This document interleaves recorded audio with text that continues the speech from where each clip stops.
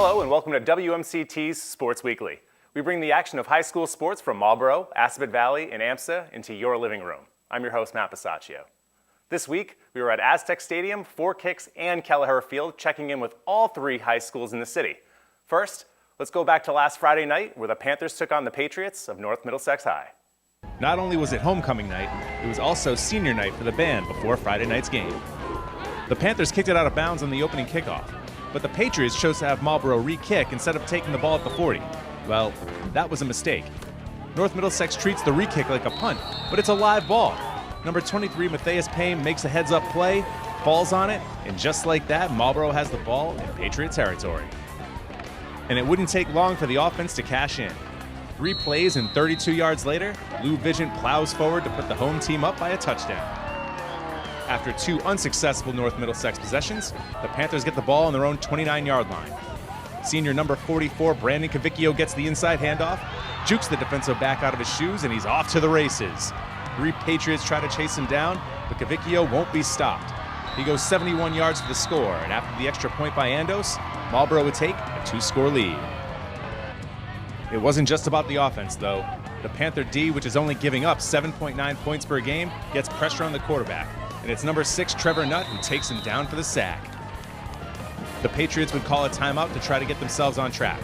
But later on 4th and 2, they attempt the quarterback sneak, and he gets stood up. The Panthers turn North Middlesex over on downs and give the ball back to their offense. Then, it's that man again. Cavicchio breaks through the line easily and sees pay dirt. He starts to ease up a little bit at the end, credit number 7 for sticking with the play, but Brandon scores his second long touchdown run of the quarter. This one puts the Panthers up 21-0. And later, it's Richie Weber who finds a wide-open Matt Keenan for this 24-yard touchdown pass. The lead was 28-0, and it would go on to win by that margin, blasting the Patriots on homecoming night, 42-14. With the win, Marlboro improves to 5-2. They now sit in second place behind Neshoba and 4th overall in Central Mass Division 4. They face a big test at home this Friday as they take on St. John's at 7 p.m. Now, sticking with Marlboro football, earlier this month we made it over to practice, and we spoke with their captain, Lou Vigent. Senior captain Lou Vigent has developed into a star on both sides of the ball for the Marlboro Panthers, but he sees himself as just another teenager. Pretty normal kid. Hang out with my friends after school, you know, the normal high school life, I guess, nothing special. His interests extend well beyond the field. He talks to us about what and where he plans on studying next year. Probably engineering. Yeah? Yeah. What kind of plans do you have with that? Plan on going to college next year to do engineering, and then hopefully be an engineer after that. That's cool. Any schools that you're considering at this point? Right now, my top school is RPI, Rensselaer. It's in Albany, New York. Vigent has excelled as a linebacker and as the Panthers' lead back. But if he had to choose one, well, Lou had a quick answer to that question. Oh, linebacker by far. Yeah. I love making tackles. That's an easy one. Making people pay? Oh, yeah. Coming off back-to-back losses, the Panthers captain knows what he and his team needs to do to stay on track. It's all about staying positive. We understand that we lost those games. There's no one to blame, but you just got to stay positive and improve every week. Being the nephew of Mayor Vigent, it's natural to ask, could there possibly be a future in politics? Not at all. Not at all. No, he's good at what he does, but it's not my thing. Lou ranks 4th in Central Mass with 836 yards rushing and 6th in rushing touchdowns with 9. He also leads the Panthers in tackles with 45.5. We'll have more information on playoff seedings over the next week or so. Make sure you follow us on Twitter at WMCT Sports for all the updates. Now, we also made it over to Four Kicks this week. There we met with Drew Meyer of the AMSA boys soccer team. He's the subject of our latest player profile. Drew Meyer is the senior captain of the AMSA boys soccer team. He's helped lead his club to an impressive 9-1 league record this season, and sports are his passion, even away from the pitch. I like to have fun. I'm big with sports though, so when it's not soccer, I play basketball and just any sport. He lets us know what his favorite subjects are at AMSA and how their high academic standards have helped him on the field. I love chemistry, biology. Yeah, I think I'm going to major in biochemistry, which is going to be fun. It's all about working hard at this school. It's very rigorous. It's a lot of work to get the grades you want, and that translates to sports and soccer. you got to put in the work to get the result on the field.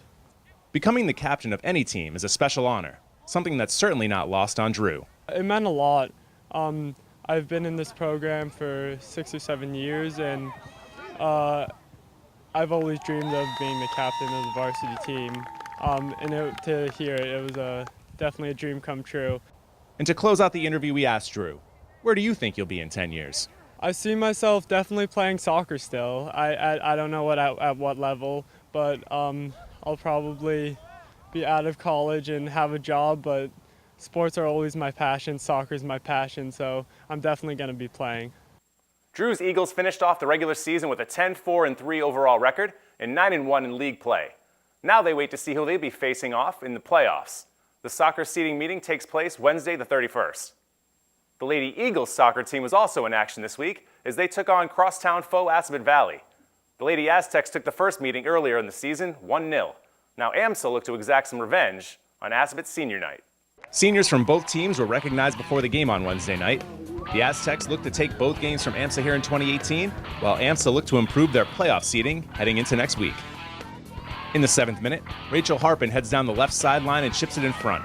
The ball gets redirected beautifully right to Gabriela Redenzo, and she blasts it past the keeper to give the home team a 1-0 lead.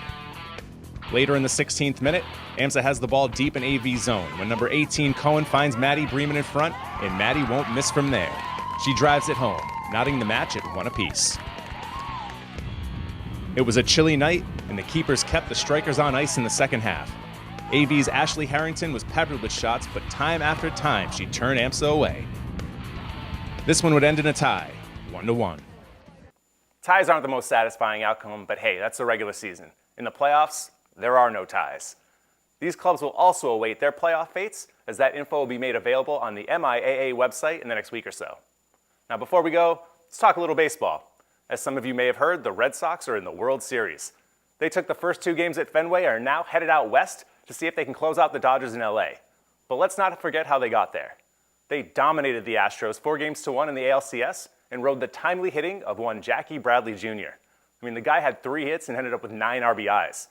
Now that success has brought up an interesting debate amongst Red Sox fans as to what happens now that the Red Sox be playing in a National League park.